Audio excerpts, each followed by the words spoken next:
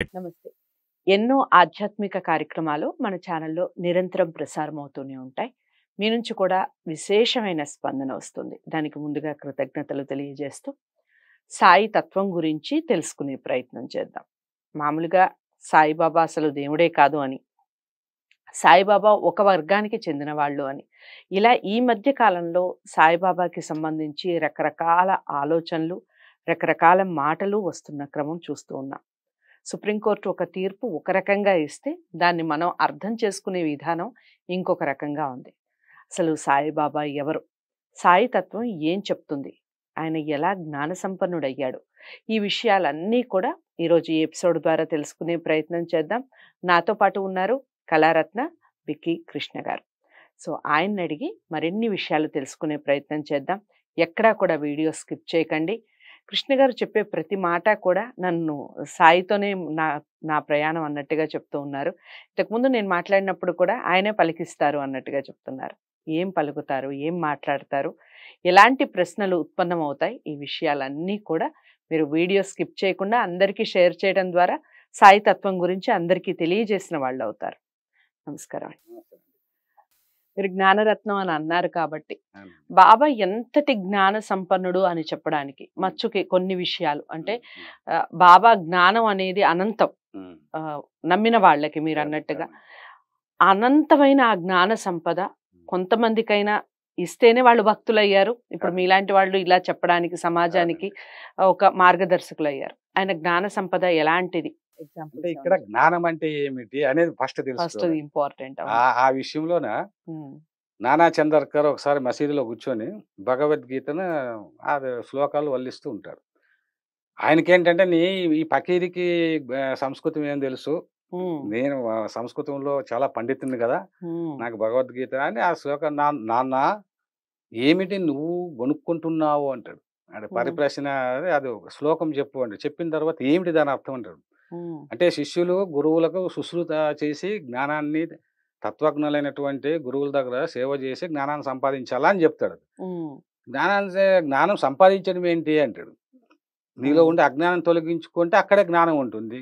అజ్ఞానం తొలగించుకోవాలి, అంతేగాని జ్ఞానం సంపాదించుకోవడం ఏంటి అంటే ఈ ప్రపంచంలో జ్ఞాని అంటే ఏమిటి? ఏ జ్ఞానం నిజమైన జ్ఞానం? ఇప్పుడు రకరకాలుగా ఉన్నాయి కదండి జ్ఞానం. ఇప్పుడు ఫిలాసఫీ లెక్చర్ అంటాడు, ఒకటి సైకాలజీ అంటారు, ఒకటి ఫిజిక్స్ అంటాడు, ఒక కెమిస్ట్రీ అంటాడు. అంటే టోటల్లో ఈ వరల్డ్లో అంతా ఒక సబ్జెక్ట్లో ఎక్స్పర్ట్ అని చెప్పి అహంకారంతో, అకాడమిక్ అహంకారంతో వాడి జీవితం అంతా నేను ప్రొఫెసర్ని, నేను నేను నేను అని చెప్పి వాడు వెళ్తాడు. కాకపోతే philosophy is the science of all sciences అన్నాడు. Sai philosophy the science of all sciences. అది నేను ఒక పాటలో రాసినండి. బాబా నువ్వు నవ్వేటి, నడిచేటి, ప్రేమించేటి తీరు ఏ వేదాలు శాస్త్రాలు వర్ణించలేవు. నీ దివ్య రూపం సర్వమంగళ స్వరూపం.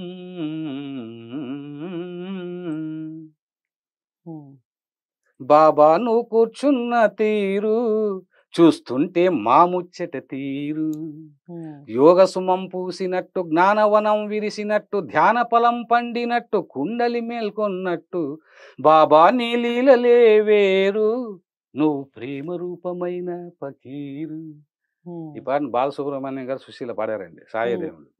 ఇక్కడ నేనేం చెప్పడం ఏంటంటే కాపడ్డే అని ఆయన లాయర్ 6 నెలలు షిరిడీలో ఉండి బాబా బాగా అబ్జర్వ్ చేశారు. ఆయన ఏమి బోధించాడు? మరి ఆయన జ్ఞానం, మీరు అన్న ప్రశ్నకు ఇక్కడ ఆయన చర్యలు ఎలా ఉన్నాయో గమనిస్తే, ఆయన ముఖం కడిగే తీరు వేరు, కూర్చునే భంగిమ వేరు. ఆయన ఎలా కూర్చుంటాడో మీకు తెలుసా? అది కుండలీకరణ శక్తి మేల్కొన్న రూపం అని మా గురువు గారు తూమపూడి కోటేశ్వరరావు గారు శిల్ప సమాధి అని సాయిబాబా పుస్తకంలో రాశారు. ఈ పాట రాస్తున్నాడు, అది జ్ఞాపకం వచ్చింది నాకు. అంటే ఇప్పుడు బాబా భక్తుల్ని ఎవరు అడిగినా కూడా వాళ్ళ అనుభవాలు చెబుతారు. ఏంటంటే ఎక్స్ప్రెషన్ చేయలేనటువంటి ఒక అనుభూతికి లోనవుతారు వాళ్ళు. కాబట్టి జ్ఞానం అంటే ఏమిటి అనేది ఒక పెద్ద ప్రశ్న. అది వేదాలు నేనంటే ఏ వేదాలు శాస్త్రాలు నీ లేలు వర్ణించలేమని చెప్పాము ఇక్కడ దీని మీద చాలా మంది నాతో చర్చలు కూడా చేశారు. అంటే యోగ సుమం పూసినట్టు అని, ఎందుకంటే 16 ఏళ్ల వయసులో బాబా షిరిడీకి వచ్చాడు, చెట్టు కింద అక్కడ యోగ సుమం పూసింది. జ్ఞానవనం విరిసిన తర్వాత అక్కడ లెండివనము పెట్టి దాన్ని జ్ఞానవనంగా మార్చి జ్ఞానవనం విరిసినట్టు ధ్యాన ఫలం 60 ఆయన ఎక్కడికే వెళ్ళలేదండి, షిరిడీలోనే ఉన్నారు. కానీ ఎక్కడ ట్రైన్ ఎప్పుడు బయలుదేరుతుందో చెప్పారు. మళ్ళీ ఎలా తెలుసు? కాబట్టి యోగ సుమం పూసినట్టు అక్కడ ధ్యాన ఫలం పండినట్టు అద్భుతమైన మెడిటేషన్ చేశారు. ఆయన గురువు గురించి చెప్పారు, బాబా చెప్పారు, నేను నా గురువు గురించి ఎప్పుడూ ఆలోచించేవాడిని, నా ఆలోచనలన్నీ నా గురువు పైన, గురువును నమ్మితే అలా నమ్మాలి. కాబట్టి గురువు కోసం నేను ఆయన ధ్యానిస్తూ అలా కూర్చున్నాను. 12 సంవత్సరాలు శరీరం మొత్తం అంతా కూడా స్కెల్టన్ అయిపోయాడు, ఆకలి అనేది మర్చిపోయాడు. అలా నేను గురువుని అట్లాంటి ఒక ప్రేమ, ఈ దేహం నథింగ్ ఇదే, కానీ లోపల గురువు పైన అంతటి ఒక ప్రేమ ఉండాలి. అందుకే అంటాడు బాబా అంటే ఒక సాయి అంటే అంతులేని ప్రేమ సాగరం, ఎంత గ్రోలిన తనివి తీరని ప్రేమ మకరందం, అది ప్రేమ మకరందం. దాన్ని ఎంత గ్రోలిన ఇక్కడ ఇక్కడ నేను ఇప్పుడు మాట్లాడుతున్నానంటే నేను మాట్లాడటం కాదండి, ప్రశ్న వేస్తున్నానంటే మీరు కాదు, అది నా భావన. అది అంటే నేను ఎప్పుడు ఏమనుకుంటే నా నోటి నుంచి వచ్చే ప్రతి మాట కూడా బాబానే. ఎందుకు అంటే నేను బాబా సరెండర్ అయిపోయాను. ఇక్కడ నేను అనుకుంటే నేను ఇంత గొప్ప, నేను అవిరాశ అనుకుంటే ఏమి లేదు, నథింగ్. అందుకే సరెండర్ కావాలా అన్నాడు. ఇక్కడ జ్ఞానము అంటే ఏమిటో సరెండర్. చివరికి చెప్పడం ఏంటంటే ఎంత గొప్ప జ్ఞాని అంటే పాండిత్యం వల్ల ఏమంటే అహంకారం పెరుగుతుంది. అహంకారం లేని పండితుడు చాలా తక్కువ మంది. అందుకే నానా చందోర్కర్ మళ్ళీ ఆయనకి సాయి సచ్చరిత్ర రాసే అవకాశం ఆయనకి ఇవ్వచ్చు కదా, సంస్కృతంలో గొప్ప పండితుడు, ఆయనకి ఇవ్వలేదు. 8వ తరగతి చదివినటువంటి దాబోల్ గారికి ఇచ్చాడు. ఆయన చదివినది 8వ తరగతి. ఆయనకి ఏమాడ్ పంత్ అని కూడా పెట్టారు పేరు. ఇక్కడ ఏమాడ్ పంత్ అంటే మహారాష్ట్రలో గొప్ప జ్ఞాని ఆయన. ఇతను 8వ తరగతి చేసి ఏమాడ్ పంత్ ఏమనుకుంటున్నాడు అని. ఇక్కడ ఏమాడ్ పంత్ నానా చంద్రగోర్కర్ కన్నా ఏమాడ్ పంత్కి ఎందుకు అవకాశం వచ్చింది అంటే, బాబా అనుకుంటే ఏమీ తక్కువ చదివినంత నా చరిత్ర రాయించుకున్నా, నువ్వు ఇంత చదివినా నీకు అవకాశం ఇలా, కారణం ఏంటంటే నాకు అన్నీ తెలుసు అని నువ్వు అనుకుంటున్నావు అంటుంది. అంటే జ్ఞానము అనేటువంటి దానికి నిజమైనటువంటి నిర్వచనం వీళ్ళు. ఇప్పుడు గురువులు ఉన్నారంటే చాలా మంది మీరు అన్నట్టుగా గురువులు పీఠాలు ఏర్పాటు చేసుకుంటారు, భక్తులకి ఇవేవో చెబుతారు. కానీ పీఠాలు ఏర్పడి కోట్లు సంపాదించుకొని అహంకారంతో మేమే గురువులు అంటారు.